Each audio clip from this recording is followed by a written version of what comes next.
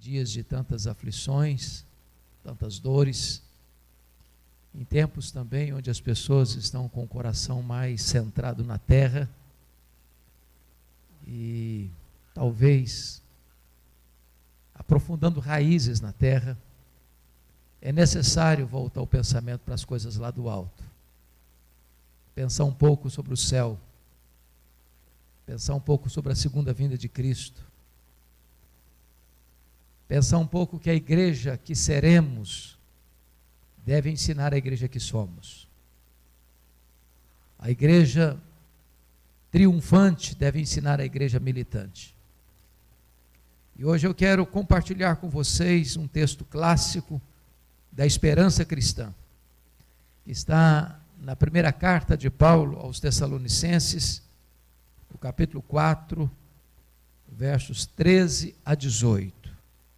Peço que você abra sua Bíblia comigo nesta passagem.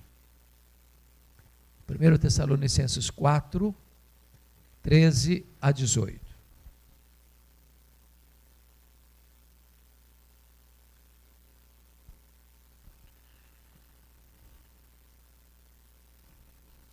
O apóstolo Paulo escreve assim: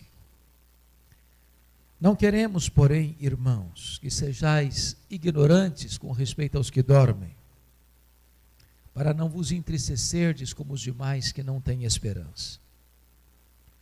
Pois se cremos que Jesus morreu e ressuscitou, assim também Deus, mediante Jesus, trará em sua companhia os que dormem. Ora, ainda vos declaramos por palavra do Senhor isto: nós, os vivos, os que ficarmos até a vinda do Senhor, de modo algum precederemos os que dormem. Porquanto o Senhor mesmo, dada a sua palavra de ordem, ouvida a voz do arcanjo e ressoada a trombeta de Deus, descerá dos céus, e os mortos em Cristo ressuscitarão primeiro. Pois nós, os vivos, os que ficarmos, seremos arrebatados juntamente com eles entre nuvens, para o encontro do Senhor nos ares, e assim estaremos para sempre com o Senhor. Consolai-vos, pois, uns aos outros com essas palavras. Amém.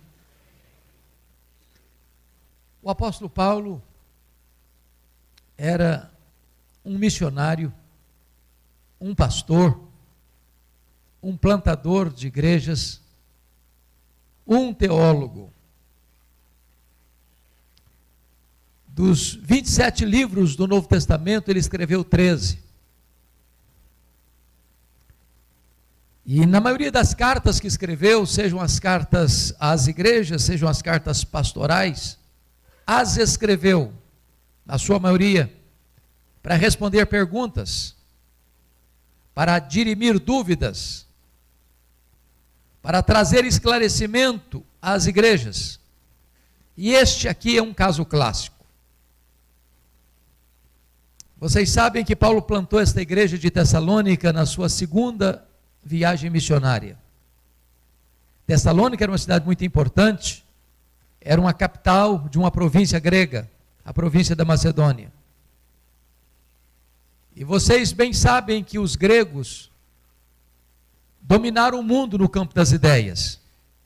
Mesmo quando o mundo esteve sob o domínio de Roma, do Império Romano, Roma jamais capturou o pensamento grego ou subjugou as ideias gregas.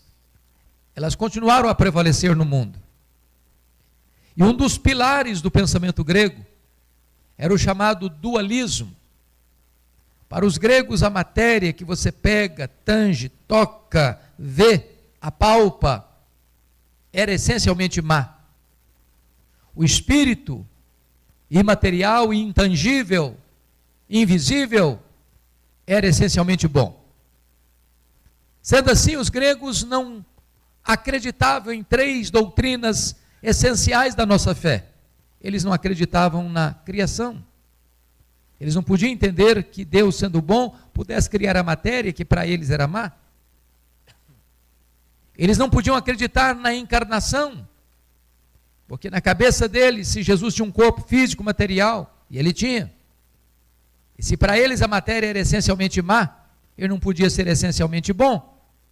Então negavam a divindade de Cristo. Mas eles também não acreditavam na ressurreição.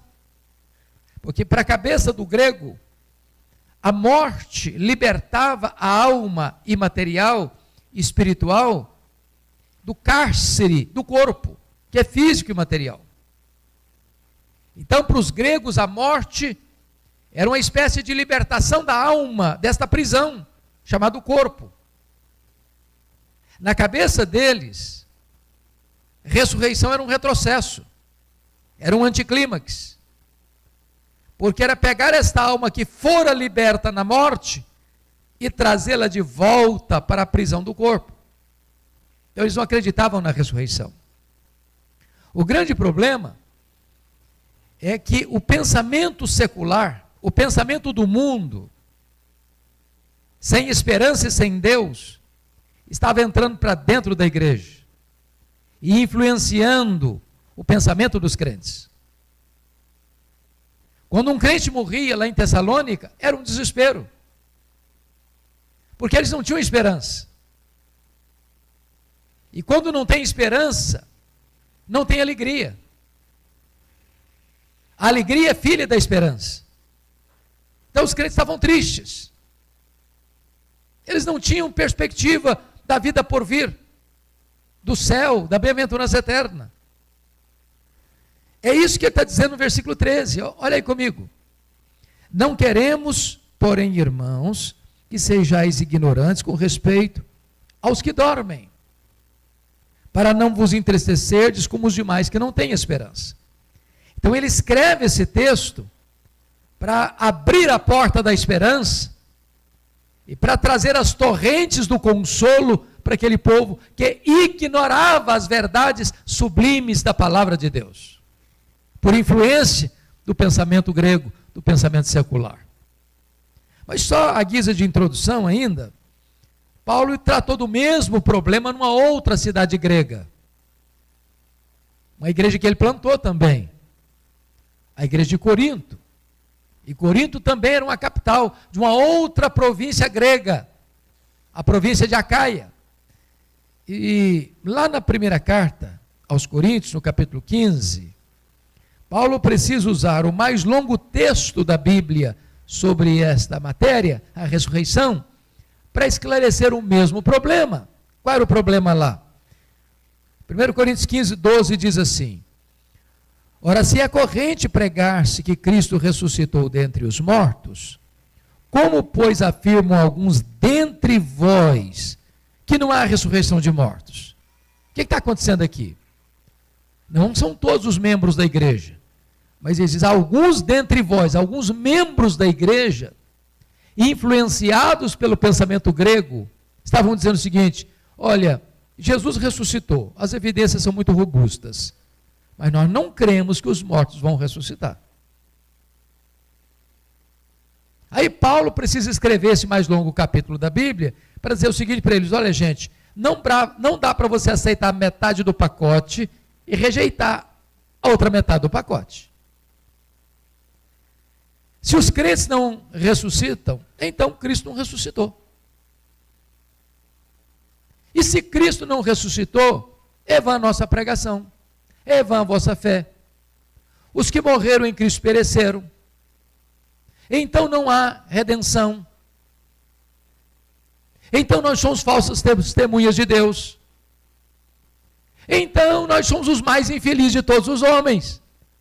Mas de fato Cristo ressuscitou dentre os mortos, sendo ele as primícias dos que dormem. Voltando então para o texto de Tessalonicenses, Paulo vai dizer o seguinte: não queremos, porém, irmãos, que sejais ignorantes com respeito aos que dormem. Preste atenção nessa figura. Os que dormem. A pergunta que eu faço é essa: o que é que dorme na morte? É o corpo ou é a alma? E a resposta categórica é o corpo, claro. A alma não dorme. A alma não fica inconsciente. Quando um crente morre, diz a Bíblia, o espírito, a alma, é imediatamente aperfeiçoado para entrar na glória. já começa a desfrutar da glória imediatamente, a reinar com Cristo imediatamente. Mas por que ele usa essa metáfora, essa figura do dormir para quem morre em Cristo? Por duas razões. Primeiro, quem dorme está descansando. O que é morrer para um crente? Apocalipse 14, 13 diz: bem-aventurados aqueles que desde agora morrem no Senhor, para que descansem das suas fadigas. Então, quando um crente morre, o corpo, tantas vezes surrado pela doença, está o quê? Descansando. Segundo, por que ele usa a figura do dormir? Porque quem dorme vai acordar. Se não acorda, não dormiu, morreu. O que Paulo quer dizer com essa figura? Que a morte não é um adeus, é um até logo. Que a morte não tem a última palavra. Que a morte já foi vencida. Que o próprio Jesus já entrou nas entranhas da morte, arrancou o aguilhão da morte, matou a morte e ressuscitou, inaugurando a imortalidade. Que daqui a pouquinho, quando Jesus voltar em majestade e glória, todos os mortos ouvirão a sua voz e sairão dos túmulos, uns para a ressurreição da vida, outros para a ressurreição do juízo. Então não tem motivo de desespero, nem de desesperança, porque nós ressuscitaremos. Talvez, esta é uma das perguntas que nos meus 42 anos está se aproximando de ministério, eu mais escuto: pastor, como é que vai ser? Como é que vai ser o nosso corpo? Como é que vai ser lá no céu? O que acontece quando um crente morre? Então vamos olhar aqui esse cenário. Por exemplo, se você perguntar para um indivíduo materialista, um ateu teórico, o que acontece quando uma pessoa morre? Qual é a resposta dela? Morreu, acabou, começou a matar pecados para entrar no paraíso. Tem esperança nisso? Não tem.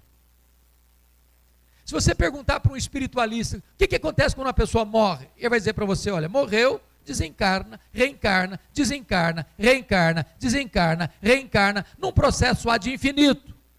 Tem esperança nisso? Não tem. Se você perguntar para uma outra vertente teológica assim, o que acontece quando uma pessoa morre? Ele vai dizer o seguinte: morreu, a alma fica dormindo, inconsciente. Tem esperança nisso? Não tem. O que a Bíblia diz? O que a Bíblia diz é o seguinte: que morrer para um crente, está lá em 2 Coríntios 5,8, é deixar o corpo e habitar com o Senhor. Morrer para um crente, Filipenses 1,23, é partir para estar com Cristo, o que é incomparavelmente melhor. O que Jesus disse para aquele ladrão na cruz, que se arrependeu na 1/10 hora? Hoje mesmo estarás comigo no paraíso. Mas Jesus morreu naquela sexta-feira, às 3 horas da tarde, o seu corpo foi para a sepultura. A sepultura não é o paraíso. Qual foi a 7ª palavra de Jesus na cruz? A última palavra: Pai, nas tuas mãos entrego o meu espírito. Então morrer para um crente é deixar o corpo para habitar com o Senhor, para estar com Cristo. Isso é incomparavelmente melhor. É estar no céu, na casa do Pai, no paraíso, no seio de Abraão, na nova Jerusalém, nesta realidade bendita de bem-aventurança eterna. Mas as pessoas perguntam assim: será que nós vamos nos conhecer no céu? Será que vamos? E a resposta óbvia é: claro que vamos. É óbvio. Aqui nós conhecemos em parte. Lá vai perder a graça. Me permita dizer isso a você. A Bíblia diz que Deus vai enxugar dos nossos olhos toda lágrima. Não vai ter no céu qualquer nesga, sombra de tristeza. Todas as memórias que podem trazer tristeza serão banidas do céu. A alegria vai ser plena, a felicidade vai ser eterna. Agora, é importante dizer que lá no céu não vamos ter algumas coisas que as pessoas às vezes imaginam. Por exemplo, quando você vai a um funeral de uma pessoa já mais idosa, 50 anos de casados, por exemplo, aí vai o homem, porque os homens, via de regra, são mais apressados e gostam de ir na frente. Aí a viúva fica ali, acariciando a mãozinha gelada de quem ficou, ou de quem partiu, melhor, passando a ideia que daqui a pouquinho ela está indo também, para continuar o relacionamento. Não. Não vai continuar o casamento no céu. Não tem desse negócio de casados para sempre. Casamento é até que a morte os separe. Lá no céu nem se casa, nem se dá em casamento. É só aqui. Aproveita que não tem mais lá. Tem gente que diz, ufa, até que enfim também, né?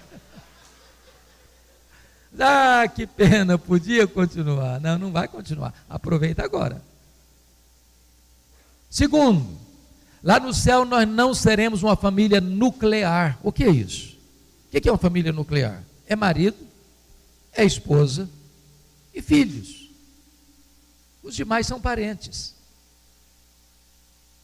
Em outras palavras, lá no céu você não vai amar mais quem foi aqui, seu marido, sua mulher, seus filhos, seus pais, seus irmãos, seus avós, que você vai amar Abraão, Isaque, Jacó, Elias, Eliseu, Pedro, Paulo, João. Lá nós seremos uma só família, remida e lavada no sangue do Cordeiro. Mas alguém pergunta ainda, pastor, como é que vai ser no céu? Imagine você comigo. Aquele bebê que está sendo gerado no ventre da mãe. Houve um problema na gravidez. Aconteceu um aborto. Vai ser um feto glorificado no céu? Ou imagina um bebê que acabou de nascer e morreu. Vai ser um bebezinho recém-nascido glorificado no céu? Ou imagine você uma pessoa que tem um defeito físico de nascimento, ou que um acidente na vida levou a amputar um membro do seu corpo. Vai ser uma pessoa defeituosa fisicamente, mesmo com um corpo glorificado no céu? Lá em Vitória, nós temos o privilégio, a bênção de ter uma irmã querida na membresia da igreja, que completou 109 anos. Pasmem vocês, enfia linha na agulha sem precisar óculos. E eu tenho uma santa inveja dela. Vai ser uma vovozinha usando uma bengala no céu? Como é que vai ser? A Bíblia diz em Filipenses 3:21 que nós teremos um corpo semelhante ao corpo da glória do Senhor Jesus. Corpo completo, maduro, perfeito, glorioso. E eu tenho uma boa notícia para as meninas nesta noite. O corpo da ressurreição não vai brigar nem com a balança, nem com o espelho. Que coisa maravilhosa. Não vai precisar fazer cirurgia plástica.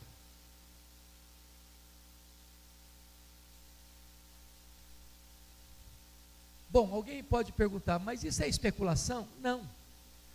Eu não preciso especular. Eu não preciso cogitar. Não se trata aqui de um pensamento de um teólogo,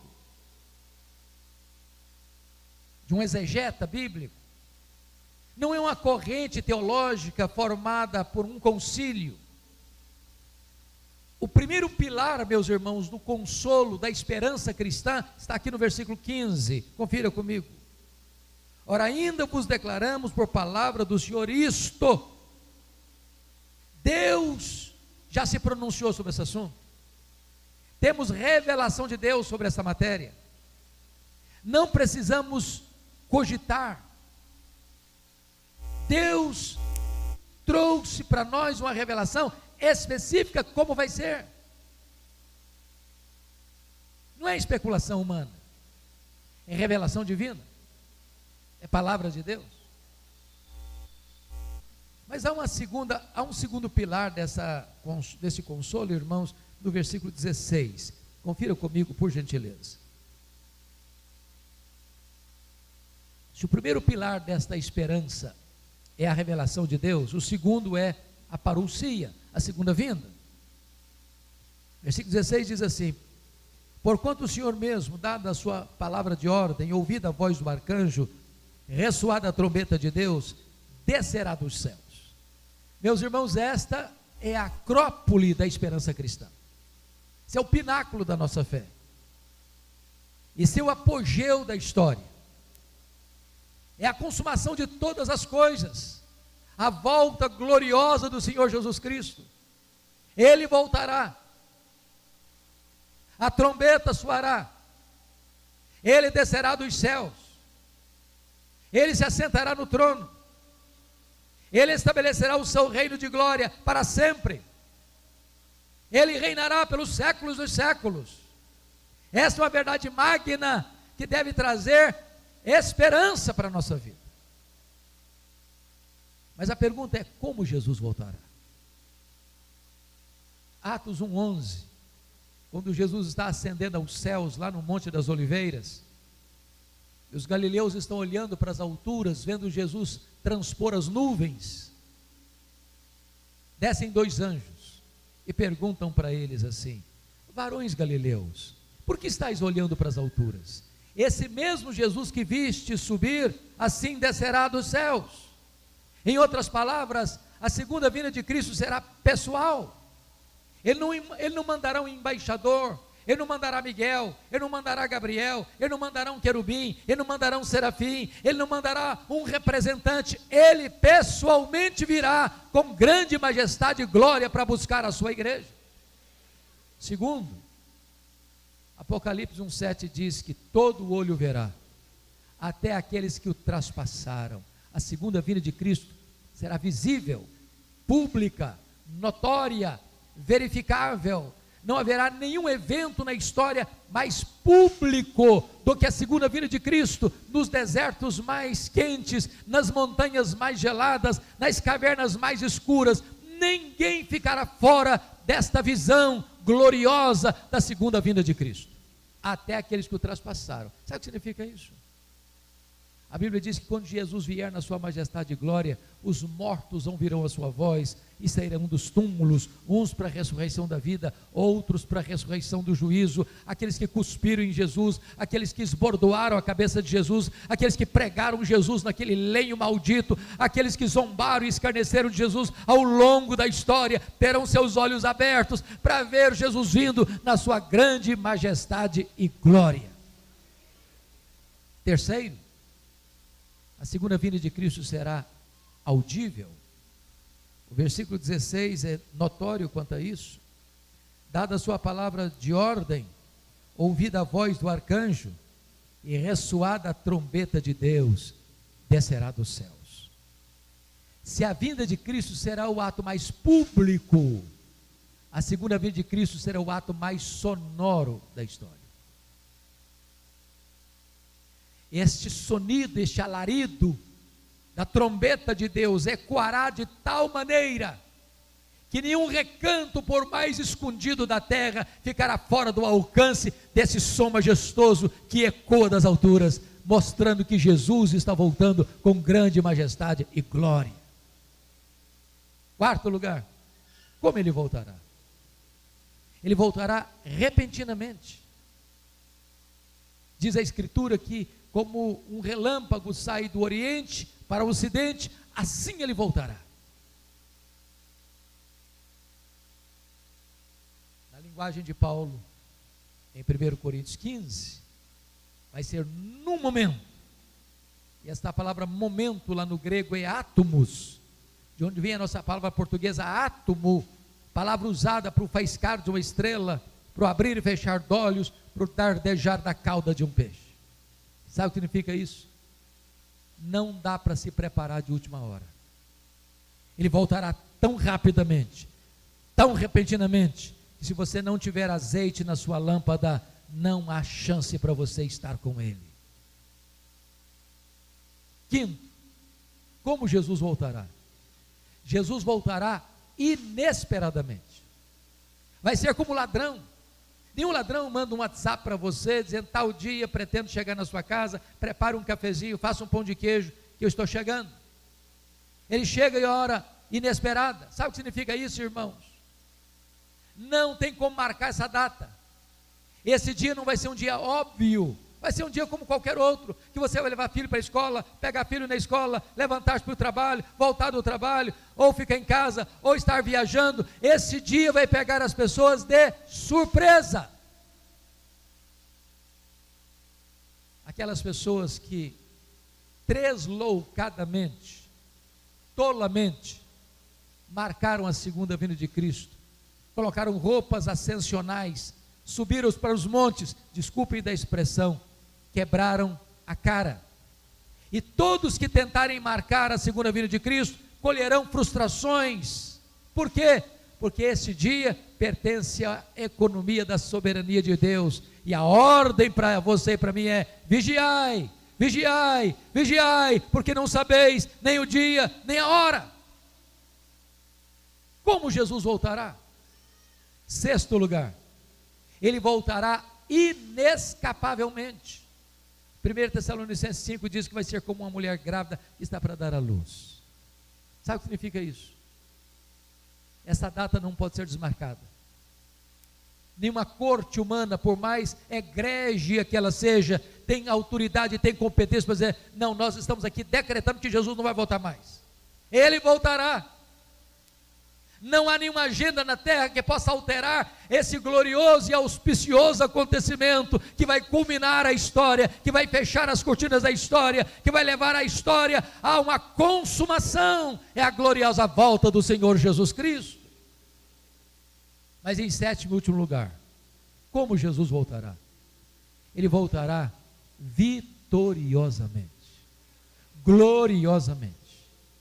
Ele virá com muito poder e muita glória, e diz a Bíblia que vai colocar debaixo dos seus pés todos os seus inimigos. E ele vai lançar no lago do fogo o anticristo, o falso profeta, o diabo, a morte e todos aqueles cujos nomes não estão escritos no livro da vida, e ele vai reinar com a sua igreja para sempre e sempre e sempre e sempre. Louvado seja o nome do Senhor.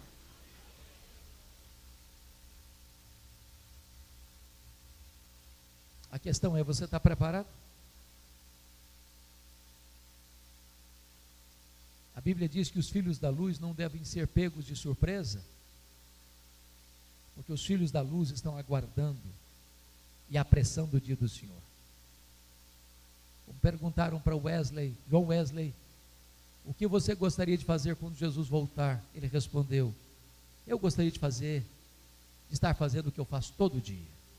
Todo dia eu estou esperando e dizendo, Maranata, ora vem, Senhor Jesus. Mas há um terceiro pilar da esperança cristã aqui, irmãos. Confira comigo no verso 16, a parte B.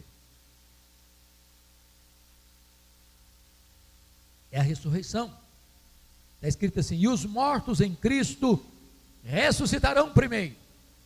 Preste atenção, que não é primeiro em relação a outros mortos, não. Restarão primeiro em relação aos que estiverem vivos. Ou seja, quando Jesus voltar, duas coisas vão acontecer. Primeiro, os mortos ressuscitam. Segundo, quem estiver vivo. Estamos falando agora da igreja, do povo de Deus, do povo salvo, pela graça. Então os mortos ressuscitam. E em segundo lugar, os que estiverem vivos são transformados e arrebatados para encontrar o Senhor Jesus nos ares. Mas a verdade agora é, como é que vai ser a ressurreição do corpo? Paulo respondeu essa pergunta de maneira mais ampla e profunda na sua primeira carta aos Coríntios. Eu peço que você vá para lá comigo agora para encontrarmos a resposta da Bíblia sobre essa pergunta. versículo 35 de 1 Coríntios 15. Mas alguém dirá: como ressuscitam os mortos e em que corpo vem? Essa é a pergunta. E é a pergunta que ainda hoje eu mais escuto, que mais se faz a mim como pastor: como é que vai ser esse corpo? Para responder esta pergunta, Paulo vai lançar mão de 3 metáforas. A primeira metáfora está aí no versículo 39, melhor, 36, confira aí comigo, até o versículo 38. Insensato, o que semeias não nasce se primeiro não morrer. O que semeias não se... E quando semeias, não semeias o corpo que há de ser, mas o simples grão como de trigo, ou de qualquer outra semente. Mas Deus lhe dá corpo, como lhe aprouve a dar, e a cada uma das sementes o seu corpo apropriado. A primeira metáfora é a metáfora da semente. Então preste atenção nisso. Quando você for a um funeral, e quando você ver alguém sendo sepultado, veja que isso aí, na linguagem bíblica, é uma semeadura. Na ressurreição, irmãos, tem o que nós chamamos de continuidade e descontinuidade. O que é continuidade? Se você semear uma semente, plantar uma semente de manga, você não vai colher abacate, você vai colher manga.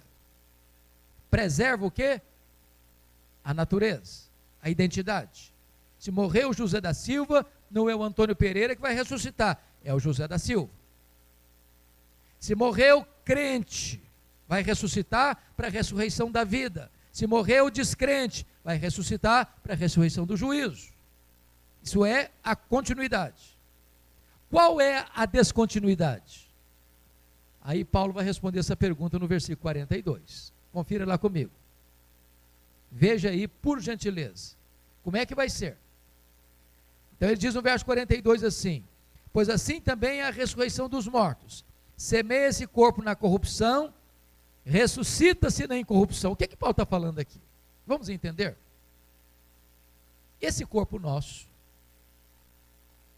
começa a envelhecer desde o dia que nascemos.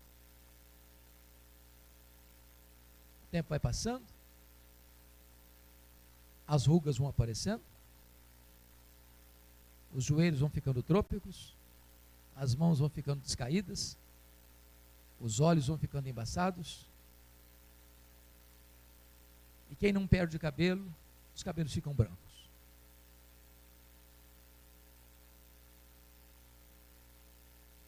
Isso é incontornável. Não tem como driblar isso. Eu sei que as meninas mais espertas do que os homens driblam melhor isso com um bom cosmético. Às vezes acorda-se de manhã, é um caos. Põe um bom cosmético, vira um cosmos. Daqui a pouquinho uma boa cirurgia plástica ajuda muito. Mas chega uma hora que, ainda que Pitangui ressuscitasse dentre os mortos, já não tem mais jeito de recuperar. Esse corpo fica velho, esse corpo fica cansado, esse corpo fica enrugado, esse corpo fica doente, esse corpo fica caquético, esse corpo morre. Aí você semeia essa semente corruptível. O que vai brotar da sepultura no dia da ressurreição é um corpo incorruptível. Sabe o que significa isso? Nunca vai ficar velho, nunca vai ficar enrugado, nunca vai ficar estressado, nunca vai ficar cansado, nunca vai ficar doente, nunca vai ter defeito, jamais, eternamente perfeito. Louvado seja o Senhor. Este é o corpo da ressurreição. Olha o verso 42 ainda. Ele diz o seguinte: semeia-se em desonra, ressuscita em glória. Ô irmãos, nós pastores que estamos aqui, me permita fazer uma consulta. Quantos pastores nós temos no auditório? Levanta a mão os pastores. Louvado seja Deus. Vários pastores. Na nossa lida pastoral, temos que visitar ovelhas queridas, que às vezes estão num estado tão crítico de saúde.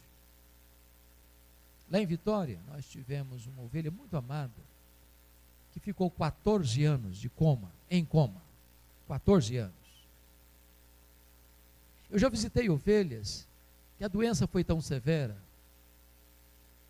o tratamento foi tão pesado, que o corpo foi encolhendo, murchando, ficou pele e osso, maltratado pela doença, pela dor, pelos medicamentos pesados.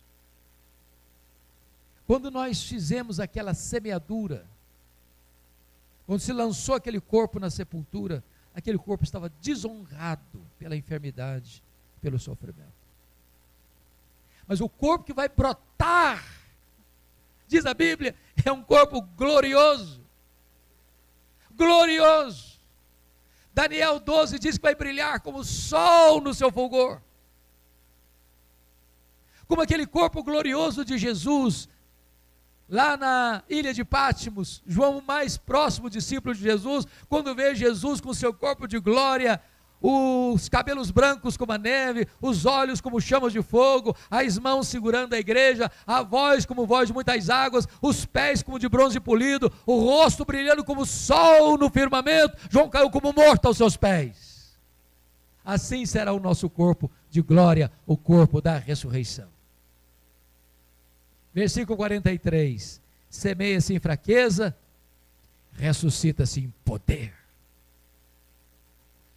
Meus irmãos, o nosso corpo é muito interessante, o ser humano é muito interessante. Sabe por quê? Esse dia eu estava pensando, pastor Gilberto, eu fui criado na roça, lá no campo, e já vi os bezerrinhos nascer lá no pasto, e aí o bezerrinho nasce meio troncho, meio capenga, daqui a pouquinho se apruma, daqui a pouquinho já está mamando, daqui a pouquinho já está correndo, e assim são com os outros animais.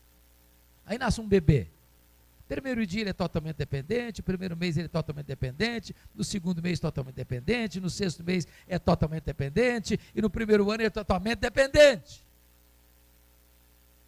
Daqui a pouquinho começa a crescer, vira um garotinho esperto, um adolescente assim, jeitoso, aí um jovem com os músculos tonificados, daqui a pouquinho ele é um atleta, daqui a pouquinho também a cabeça manda, o corpo já não vai mais, daqui a pouquinho os passos ficam mais lentos, daqui a pouquinho começa a se arrastar, daqui a pouquinho uma muleta, daqui a pouquinho uma cadeira de rodas, daqui a pouquinho uma maca, daqui a pouquinho é só fraqueza. Mas o corpo que vai ressuscitar é um corpo poderoso, poderoso. Com esse corpo poderoso que Jesus ressuscitou, como primícias dos que dormem, ele entrava numa casa fechada sem precisar abrir a porta. Ele saía aqui de Jerusalém, aparecia lá na Galileia, 153 quilômetros, sem precisar percorrer o trecho. Com esse corpo de glória, ele subiu aos céus, entre nuvens, corpo poderoso.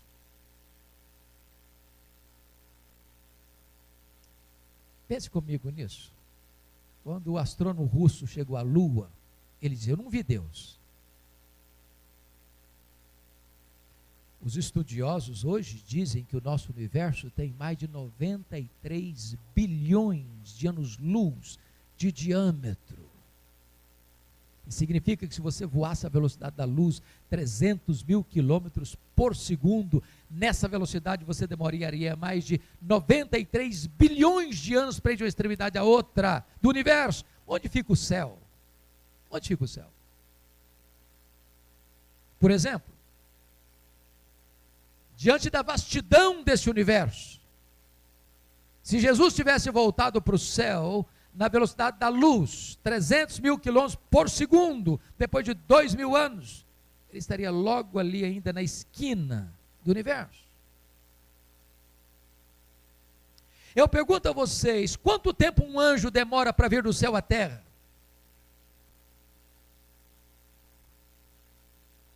A Bíblia diz que nós seremos como os anjos, não no sentido que não teremos um corpo, mas no sentido de que viveremos uma outra dimensão. O que significa o seguinte, irmãos: com um corpo de glória, com um corpo poderoso, incorruptível, nós não estaremos sujeitos às mesmas leis que nos governam hoje. nós habitaremos todo o universo restaurado por Deus, novos céus e nova terra. Vou dar uma puladinha no céu, vou dar uma puladinha na terra, e você vai explorar todo o cosmos restaurado de Deus, um corpo glorioso. Quando nós cantamos o hino, nem metade da glória celeste jamais se contou ao mortal, isso não é uma figura, não, isso é uma realidade. Bom, mas vamos para a segunda figura, para a segunda metáfora.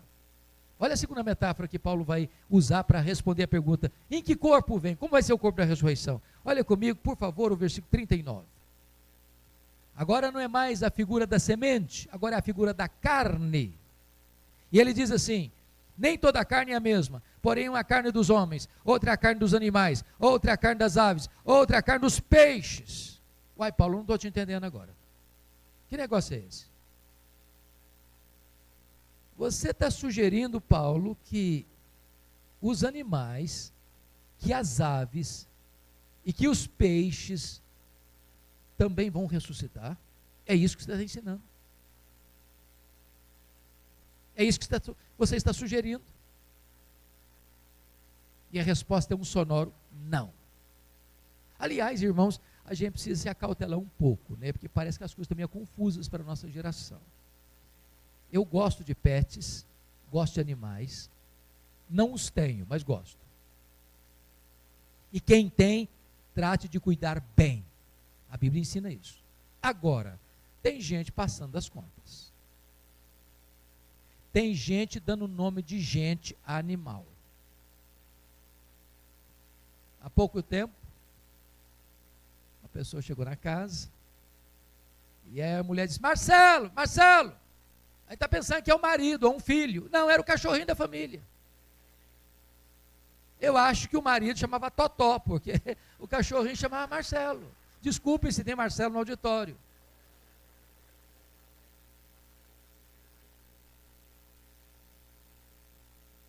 Há poucos dias eu tomei um susto, porque eu recebi um telefonema. E a mulher disse assim: pastor, eu estou ligando para o senhor para saber se a minha cachorrinha vai para o céu. E eu tomei um susto com a pergunta, não tinha uma resposta pronta, deu uma engasgada antes de falar alguma coisa, e ela já logo engatou, porque se a minha cachorrinha não for para o céu, eu também não quero ir. Falei: se isso é problema da senhora, não vou entrar em briga de família, isso é problema da senhora. O que é isso? Como é que eu vou entrar nisso?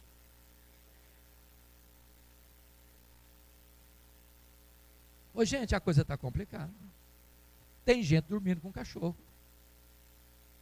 Tem gente registrando em cartório que o cachorro é filho. E eu estava aguardando um voo, uma conexão de um voo internacional, e eu fiquei muito impressionado com o que vi. Estou sentadinho no portão já de embarque, quando se aproxima um casal. Aliás, um casal muito bonito, um cachorro bonito. Porque hoje tem hora que você embarca e uma pessoa senta do seu lado com um cachorro enorme. Você tem que conviver com o cachorro do seu lado a noite inteira. Mas aí o rapaz chegou com a moça, com o cachorro, tudo bem. Aí o rapaz disse assim para a moça: fica aqui um pouquinho que eu vou comprar uma Coca-Cola. O barzinho da Coca-Cola ficava a uns 10 metros distante. Quando o rapaz saiu, a moça deu um beijo na boca do cachorro, cinematográfico. E eu olhei e falei: meu Deus, mas que mau gosto, meu senhor. Não é possível. Pasmem vocês, há poucos dias um pastor presbiteriano calvinista, reformado, vai fazer um casamento de 2 ovelhas, membros da igreja. Sabe qual foi a daminha que levou a aliança no altar? A cachorrinha da família. Ah, tenha paciência. Tenha paciência.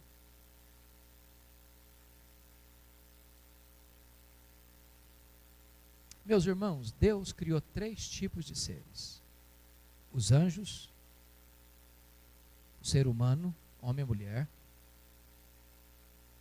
e os animais. Os anjos são espírito e não têm corpo.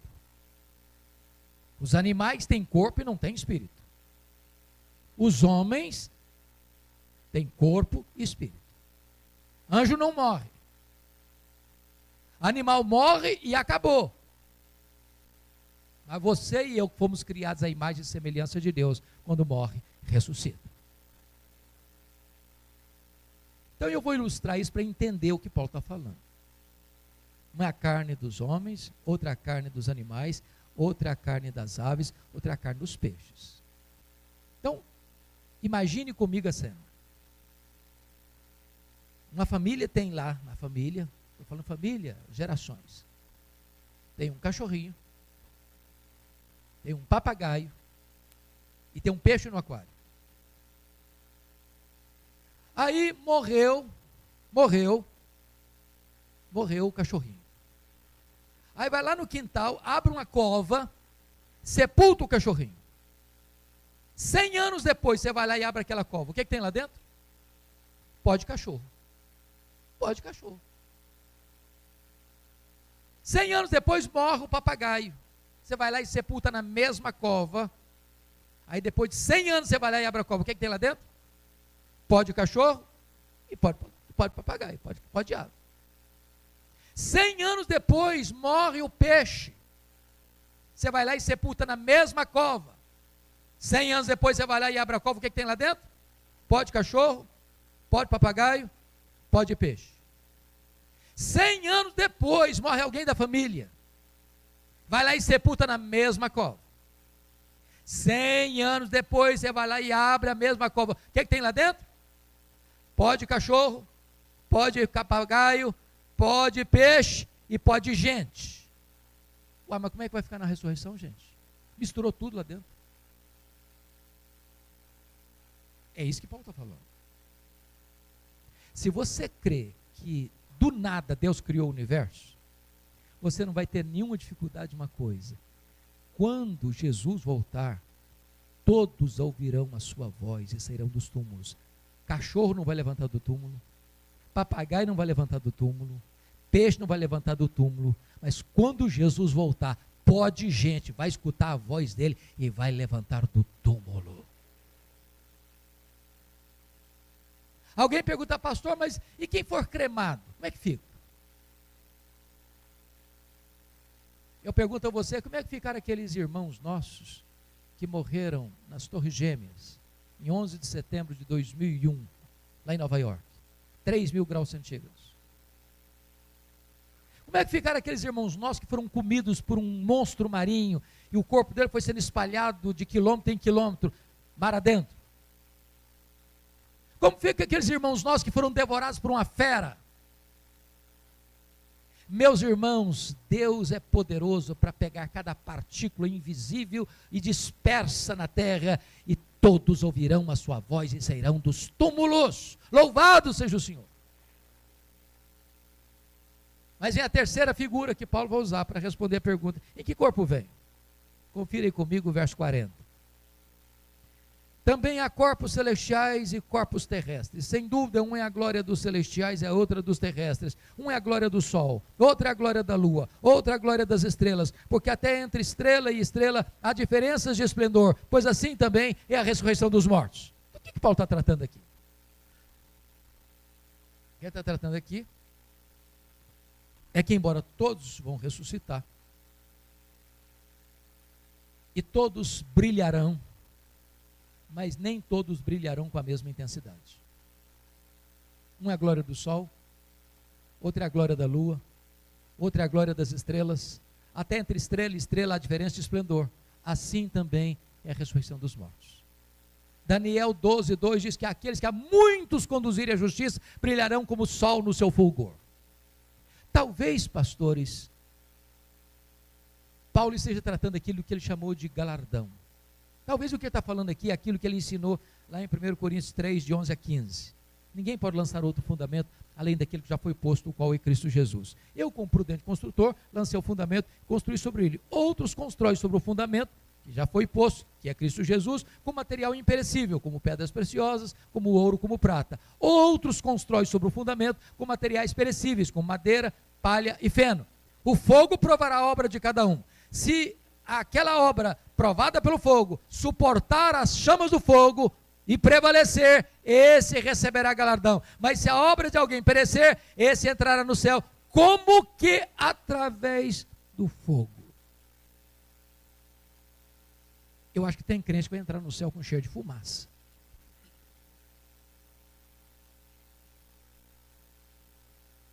Preste atenção nisso. Salvação é pela graça, mas galardão é pelas obras.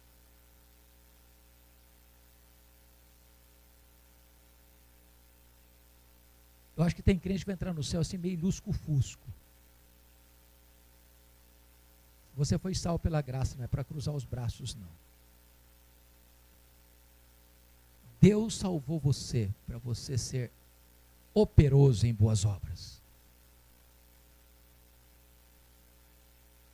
Bom, vamos ao último fundamento da nossa esperança, que Paulo coloca no versículo 17. Depois nós, os vivos, os que ficarmos, seremos arrebatados para encontrar o Senhor Jesus nos ares. E assim estaremos para sempre com o Senhor. Algumas pessoas imaginam que as vindas de Jesus vai ser em 2 estágios, que Paulo está tratando aqui de um arrebatamento secreto, distinto de uma segunda vinda visível. E eu penso que não é disso que Paulo está falando aqui no texto. Paulo não está fazendo uma distinção aqui entre a parousia e o arrebatamento, entre a segunda vinda visível e uma coisa que vai acontecer assim de surpresa. Por exemplo, a ideia é essa, que muita gente prescreve. E na igreja brasileira, talvez a grande maioria pensa assim. Nós estamos nesse auditório aqui, eu não sei exatamente quantas pessoas nós temos, acho que mais de 500 pessoas. Imagine que Jesus arrebatasse a igreja. Agora, imagine que só tem 80% aqui de gente salva. Aí os 80% somem. Cadê o fulano? Cadê o fulano? Cadê? Sumiu, foi embora. Você não sabe para onde foi. Ou imagine você que o avião está lá em cima, a 10 mil metros de altura, e o piloto é crente. E Jesus arrebatou a igreja, o piloto foi embora e o avião ficou desgovernado. Será que é isso que Paulo está falando aqui nesse texto? O que Paulo está dizendo aqui, irmãos, é que quando Jesus voltar, 2 coisas vão acontecer. Primeiro, os mortos em Cristo. Está falando para a igreja, está trazendo uma palavra de consolo para a igreja. Os mortos em Cristo ressuscitarão primeiro. Primeiro em relação a quem? Os que estiverem vivos. Paulo está trazendo uma palavra de consolo para um grupo de gente na igreja que está achando que quando morreu não tem esperança, estão tristes, não acredita em ressurreição, não acredita que vai ter uma vida depois desta. Então, quando Jesus voltar, preste atenção nisso, porque às vezes as pessoas pensam, coitadinho, morreu, né? De 2 vezes pensam, tadinho, morreu, tão bonzinho. É claro que a gente quer que as pessoas fiquem com a gente. Nós amamos a vida, valorizamos a vida, mas nós não podemos usar a expressão tadinho, morreu não. Sabe por quê? Morrer para um crente não é uma tragédia, morrer para um crente não é um fracasso, morrer para um crente não é um anticlímax, morrer para um crente é lucro, é bem-aventurança. Por que é bem-aventurança? Primeiro, que quando um crente morre, ele já começa a desfrutar do céu imediatamente. Segundo, quando Jesus voltar, todos aqueles que estão com ele lá na glória, desde Abel, voltarão com ele em glória entre nuvens. Voltarão. E aí, essa alma glorificada que vem com ele, esse corpo que estava na sepultura, vai brotar um corpo incorruptível, imortal, glorioso, poderoso, espiritual, celestial, semelhante ao corpo da glória do Senhor Jesus, e esse corpo glorificado se une àquela alma que já estava na glória, e assim todos os que estiverem vivos serão transformados e arrebatados, e encontraremos o Senhor Jesus nos ares. Esse é o arrebatamento. Você que sempre desejou voar, você vai voar. Arrancados daqui. Agora, olha como termina o texto. E assim estaremos para sempre com o Senhor. Não tem mais despedida, não tem mais até logo, não tem mais adeus, não tem mais saudade. Me permita uma perguntinha aqui. Quantos aqui no auditório têm parentes achegados, que moram fora do Brasil? Levanta a mão. Como é que você se comunica com eles? FaceTime, telefone, dá uma saudade, não dá? Pois é, não vai ter mais saudade. Nós estaremos para sempre com o Senhor. Nunca mais dizer tchau, estou indo, ano que vem eu volto. Estaremos para sempre com o Senhor, na presença dEle, contemplando a face dEle, servindo a Ele, glorificando a Ele, fruindo a Ele, servindo a Ele, reinando com Ele, para sempre, e sempre, e sempre, e sempre. Louvado seja o Senhor. A religião cristã é a religião da esperança, irmãos, da esperança. É por isso que a nossa raiz não está aqui, a nossa casa permanente não está aqui, o nosso lar permanente não está aqui, a nossa herança permanente não está aqui, a nossa pátria permanente não está aqui. O nosso Senhor nos aguarda e nos buscará para vivermos eternamente com Ele na glória. Paulo encerra esse texto dizendo assim: consolai-vos, pois, uns aos outros com essas palavras. Como é que ele começou o texto? Oh, meus irmãos, eu não quero que vocês sejam ignorantes, com respeito àqueles que morrem, aqueles que dormem, aqueles que não têm esperança nenhuma, ficarem tristes. Não, meus irmãos, vocês podem ser consolados. E agora Paulo, que é um pastor, que sabe fazer uma boa aplicação do seu sermão, ele diz: olha, mas eu não quero só que esse auditório que está aqui seja consolado, não. Eu quero que esse auditório que está aqui seja instrumento de consolação na vida de muitas outras pessoas. Não deixe essa palavra ficar retida no seu coração. Transmita essa palavra. Seja um outdoor bem público, para que esta palavra chegue a muitas outras pessoas, para que elas sejam também consoladas. Que Deus nos abençoe. Amém.